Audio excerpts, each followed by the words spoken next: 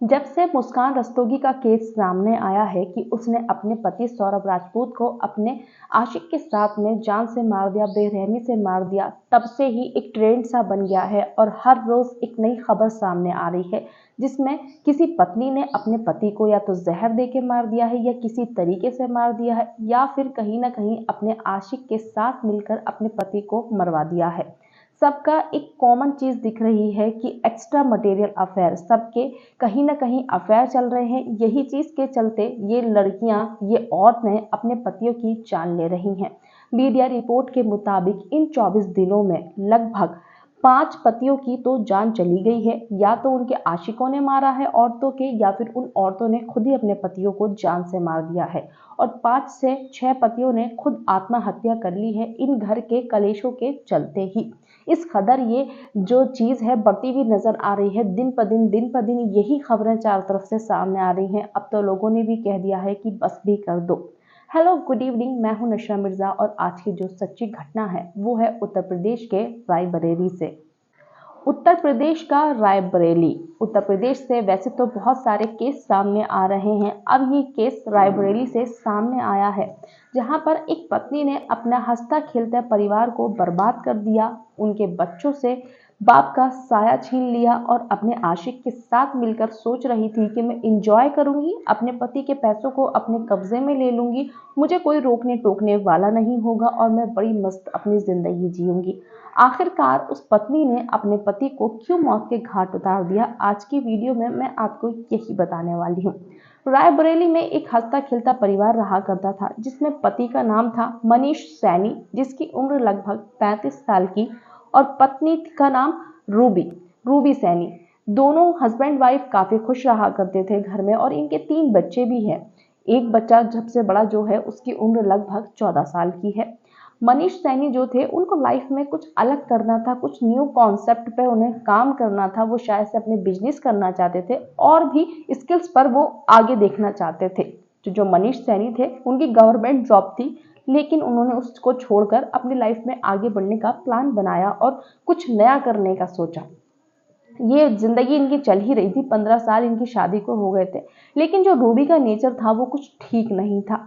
Ruby बहुत सारे लोगों से बात किया करती थी और जब भी मनीष घर से बाहर होता था तो मनीष जब भी फोन किया करता था रूबी को, हमेशा उसका फोन बिजी जाता था।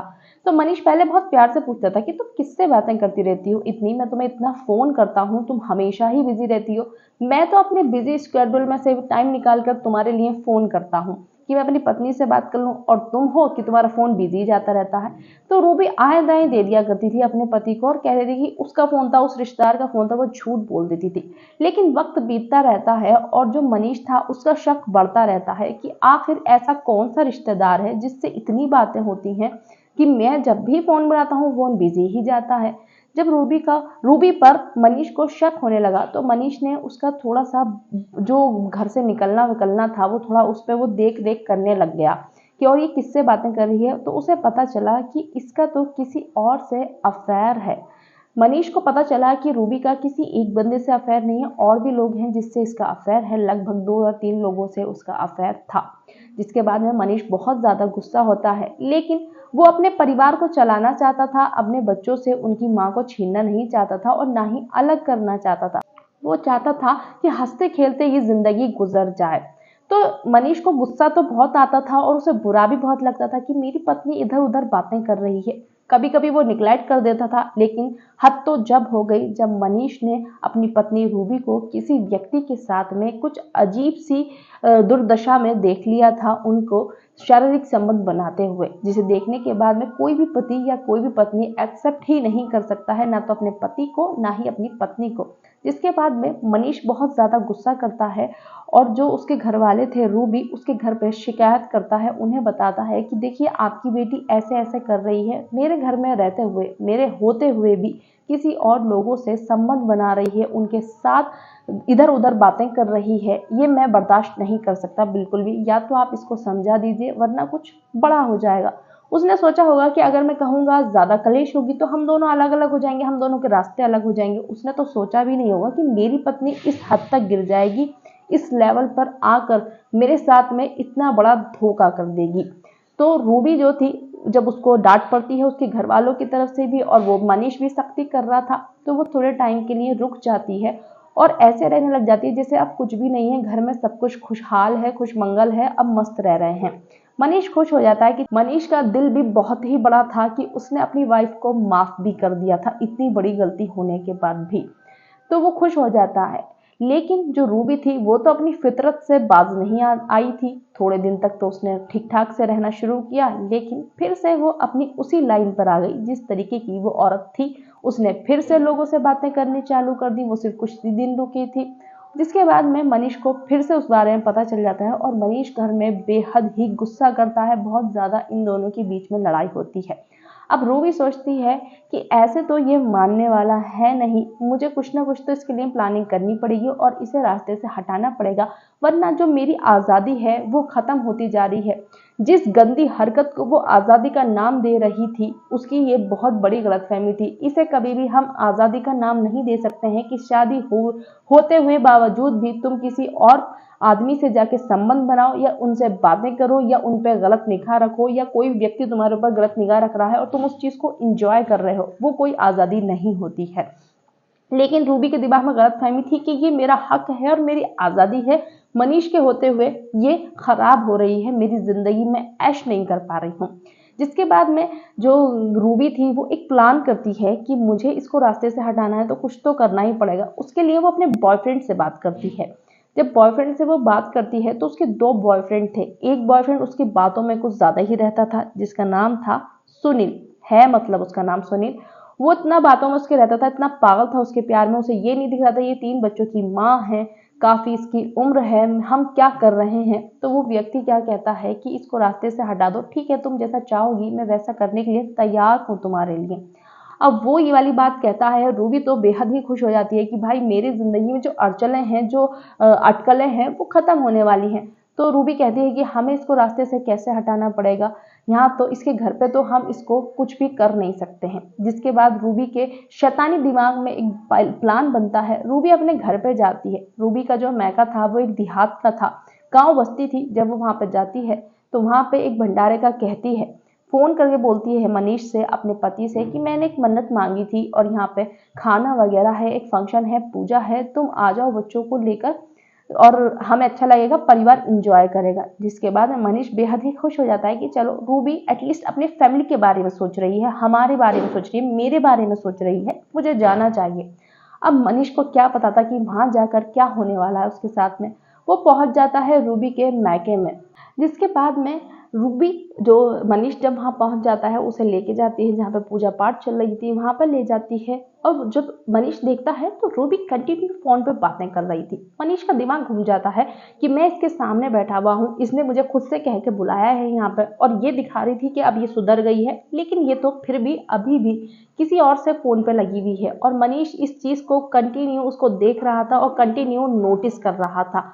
जो जो जो रूबी थी ना, उसने ये जानबूझ के इंटेंशनली किया था कि हाँ ये जो मनीष है ये मुझ पे शक करे किसी भी तरीके से और बात पे बात करती रहती है।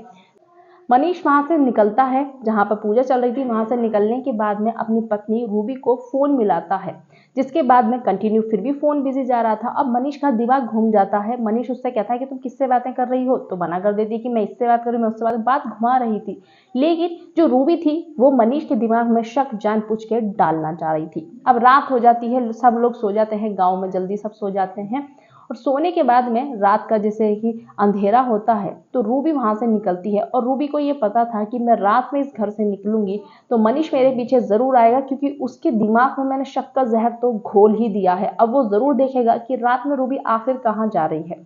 तो जैसे ही रूबी बाहर जाती है घर से निकलकर, तो मनीष पहले तो चुप रहता है, लेटा रहता है। उसको देखना था कि आखिर रूबी कहाँ जा रही है। अब उसको क्या पता था कि ये रूबी का कोई प्लान है। अब वो थोड़ी देर बाद जाता है तो रूबी ने जानबूझकर अपने जो उसका बॉयफ्रेंड था उसे बुलाया हुआ था रास्ते में कहीं पे ऐसी सुनसान सी जगह पर। और जब वहां पर मनीष पहुंचता है तो मनीष के आंखें एकदम से चौंक जाती हैं देखकर, क्योंकि जो उसकी पत्नी थी अपने बॉयफ्रेंड सुनील के साथ में एक अजीब सी हालत में थी, जिसे देखने के बाद में उसे बहुत गुस्सा आता है और वो मनीष से मनीष और आपस में सुनील की लड़ाई हो जाती है और वहीं पर सुनील उसके गोली मार देता है और गोली मारकर दोनों फरार हो जाते हैं। जो सुनील था वो तो गायब हो जाता है और जो ये इसकी पत्नी थी रूबी, वो अपने घर पर आके ऐसे सो जाती है जैसे कुछ भी नहीं हुआ। जैसे ही दिन निकलता है लोग देखते हैं कि आखिर कौन बड़ा है, यहाँ पे कौन व्यक्ति है। जब पता चलता है किसी के गोली लग गई है तो पूरे गांव में शोर मच जाता है और पुलिस को खबर दे दी जाती है और पुलिस वहां पहुंचती है। जिसके बाद में उनके पुलिस आती है, वहां पर पुलिस देखती है कि आखिरकार क्या हुआ है, किसी ने गोली मार दी है। रूबी भी ऐसे ही दिखाती है कि हमारी बहुत लोगों से दुश्मनी थी और किसी ने इनको गोली मार दी है। जिसके बाद में पुलिस उनके परिवार वालों को इत्तला करती है। जो मनीष थे उनके भाई को फोन करती है। जब उनके भाई वहां पहुंचते हैं तो उन्हें कुछ डाउट होता है। वो कहते हैं डाउट नहीं, उन्हें पहले से ही पता था कि इनके घर में बहुत ज्यादा कलेश रहती है और कुछ ना कुछ जो रूबी है उसका बाहर वाले लोगों से कुछ ना कुछ मतलब रहता है। अब आपका कैरेक्टर जैसा होता है वो पता चल ही जाता है एक टाइम पर आकर सभी को, इतने टाइम से जब आप सुधरते ही नहीं हो तो क्या होता है, वो बोलता है उसके भाई कि हो ना हो ये जो इसकी पत्नी है रूबी ये और इसका परिवार इसमें मिला हुआ है। जिसके बाद में पुलिस उनकी बात सुन लेती है पर एकदम से नहीं बोलती है कि हाँ मिलावा है या नहीं मिलावा है। पुलिस क्योंकि सबूतों पर काम करती है, पुलिस ऐसे ही हवाबाजी में कोई कुछ भी बोल दे इस पर तो यकीन नहीं करेगी ना। जिसके बाद में पुलिस उनको नोटिस करना शुरू करती है। थोड़ी ही देर में ये सब कुछ होने वाला था, बहुत ज्यादा टाइम नहीं लगा उसको सॉल्व होने में। तो देखते हैं कि रूबी की जो बॉडी लैंग्वेज है ना वो बहुत ज्यादा डिफरेंट है। अगर किसी का पति खत्म होता है या किसी का कोई अपना भी जाता है तो इंसान का बॉडी लैंग्वेज और इंसान के इमोशन इतना ज्यादा हाई होते हैं, इतना ज्यादा सरफेस पे होते हैं कि वो साफ दिखते हैं कि हाँ उसको दर्द में है। लेकिन रूबी के साथ में ऐसा कुछ लग नहीं रहा था, जिसे देखने के बाद पुलिस को शक होता है। पुलिस ने फिर जो रूबी थी उसकी कॉल डिटेल वगैरह निकलवाई तो पता चला कि जो एक व्यक्ति का नाम है जिसका नाम सुनील है, सबसे ज्यादा रूबी की बातें उससे ही होती हैं। पुलिस ने जब रूबी से पूछा कि ये सुनील कौन है तो वो कहती है मेरा रिश्तेदार है, ये है वो बात को घुमाने लग गई। लेकिन पुलिस को तो कोई भी नहीं घुमा सकता है। जिसके बाद में पुलिस ने जो रूबी का बॉयफ्रेंड था सुनील उसको गिरफ्तार कर लिया और उससे पूछताछ करनी चालू कर दी। वो भी बात को आए दाएं दे रहा था, मतलब वो ये चीज तो पता चल गई थी पुलिस को कि कुछ ना कुछ तो अफेयर है इन दोनों का आपस में। लेकिन वो ये चीज भागने के लिए तैयार नहीं थे कि उन्होंने ही मनीष का कत्ल किया है दोनों ने मिलकर। अब पुलिस को ये तो जानना था कि कत्ल किसने किया है और पूरी शक की सुइयां भी उन दोनों की तरफ ही जा रही थी। पुलिस ने क्या चेक किया कि जिस टाइम पर ये मर्डर हुआ है रात के टाइम पर इन दोनों की फोन लोकेशन कहाँ की शो हो रही थी। तो जो रूबी थी उसका और जो वो उसका बॉयफ्रेंड था सुनील, उन दोनों की लोकेशन वहीं की शो हो रही थी जहां पर मनीष का कत्ल हुआ था। जिसके बाद में पुलिस को साफ केस समझ में आ गया था, पूरा केस ओपन हो गया था कि हाँ इन दोनों ने ही मारा है। जिसके बाद रूबी ने और जो सुनील था उसने ये चीज एक्सेप्ट कर ली कि हाँ हमने ही मारा है। और जो रूबी थी वो उसको लग रहा था कि जो उसकी आजादी थी वो छिन रही थी मनीष से। जिस गंदे अपराध को उसने अंजाम दिया आजादी का नाम देकर, वो एक कलंक वाली बात है। जितनी भी ये लेडीज हैं सबका एक ही चीज निकल के आ रही है, सबके दूसरे लोगों से कहीं ना कहीं अफेयर है, कहीं ना कहीं वो आशिकी कर रही हैं, जिसके चलते वो बच्चों के पिताओं को उनसे छीन रही हैं, अपने सुहागों को उजाड़ रही हैं खुद से। पता नहीं ऐसी इनके दिमागों में शैतानियत कहाँ से आ रही है। और तो और ये भी पता चला जो सुनील था वो जो पिस्तौल लेकर आया था वो बिहार से लेकर आया था और 5,000 रुपए से रूबी ने दिए थे। 25,000 रुपए का वो पिस्तौल था, 20,000 रुपए सुनील ने खुद से उसमें ऐड किए थे उस पिस्तौल को खरीदने के लिए। इस तरीके से इन्होंने मनीष को रास्ते से हटाने का षड्यंत्र रचा था। आपका इस कहानी पे क्या टेक है कमेंट बॉक्स में जरूर बताना। और वीडियो अच्छी लगी है तो like share subscribe and hit the bell icon. इस वीडियो का उद्देश्य किसी भी धर्म जाति समुदाय या व्यक्ति का दिल दुखाना नहीं है, सिर्फ और सिर्फ आप सभी को जागरूक करना है।